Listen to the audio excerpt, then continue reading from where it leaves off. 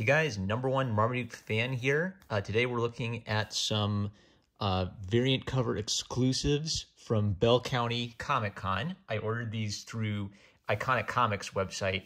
I didn't order the Bumblebee one or a couple of the other bonus comics. I think there was either some option to get like something I wanted and they just throw in a couple, like bonus grab bag comics, or maybe they just threw them in as a pure bonus. Who knows? But anyway, so that means I've got some like surprise, unexpected comics to review. Real quick, I want to take a quick look at the Street Fighter swimsuit and pinup specials. What's kind of neat about this is a cover by Matthew Weldon. This is a cover by Tim Lim. So, exclusive variant covers. It's kind of a neat idea, and I can kind of see how Tim Lim brought this idea into Common America, where he's doing like these calendars with the Common America characters and commissioning some of the same artists I see working on these swimsuit specials. So I'm not a big Street Fighter guy. I'm not a big Transformers guy either. But, the Street Fighter, it's classic.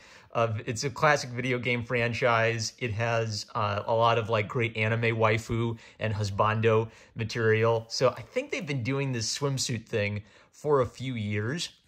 And what's kind of neat is they get people that you recognize as, Street Fighter fans or as like popular artists online. So I'm not going to read them all, but I'll just kind of like browse over that real quick. So you can just, if you're really like OCD, you can take a peek at it. And what's kind of brilliant about this is it's giving people who really like the franchise opportunities to collect stuff. So there's not only these, but there's also like the cool variant covers with other artworks by neat artists in the field. So you can be like, if you're like a super Street Fighter fan, you can just like get a ton of these. So I think that's a really good idea. There's been a lot of dialogue in comics Twitter and comics YouTube about whether variant covers are a good idea, because it kind of inflates the sales of a comic books, because the super nerds will buy like, 10 variant editions. I've bought variant covers of a few comics by artists I really, really like. I think it's true that you shouldn't be relying on variant covers and the nerdy collectors to prop up your business, but any way of making money, I think that's legitimate. And if someone wants to spend more money, give them the option to spend more money. So good on Tim Lim and Mark Pellegrini for kind of like realizing that was a good way to make some extra money and tapping into that. So basically, there's no story. It's literally just a bunch of pinups and cool art of husbandos and waifus. My only comment on these two was just it's a great idea for making some extra money. So first comic I got in the grab bag was Bumblebee #1. This is a prequel to the movie I haven't seen. I have only seen the Michael Bay, the very first Michael Bay Transformers movies. I had no childhood connection to the Transformers. When I was a tutor and a nanny, I watched some Transformers with one of the kids I would babysit, and he was big into Transformers. And I kind of liked the old cartoon. It was kind of like a good, goofy, fun thing. I see why it was like an iconic thing. I have no way of telling the Transformers apart. I kind of know Bumblebee because he's bright yellow. I kind of know Optimus Prime because he's red, white, and blue, and they're really easy to spot. All the others, like, I can't tell them apart. The other thing is I've always felt like the Michael Bay Transformers just creep me out a little bit. Like the old cartoon designs have a little bit more simplicity to them. You can just sort of see, oh, it's a cool robot when you look at the old cartoon designs.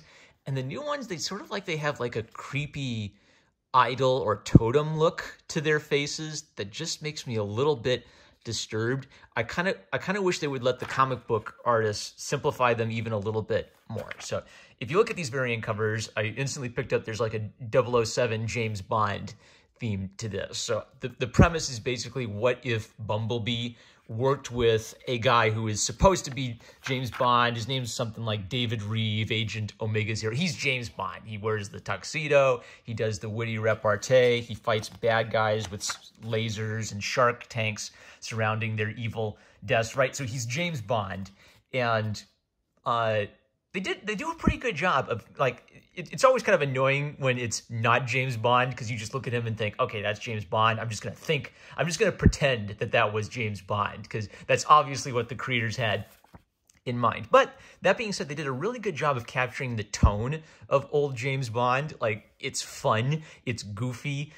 They let the James Bond be really assertive and dominant, and flirt with the ladies, and they'll have the classic thing where the ladies do the little back and forth with him. They even have like a montage sequence that's supposed to be like the scene in every James Bond movie where they get a rock and roll hit band like Paul McCartney or whatever to do the song for them. So things are going along pretty normally. The agency gets attacked and by 2 Decepticons I don't know. There's some pretty good dialogue to establish that this guy used to be an Autobot and is now a traitor. So it's like, okay, I can follow this. I don't know anything about Autobot and Decepticon lore, but I'm able to put 2 and 2 together on that stuff. And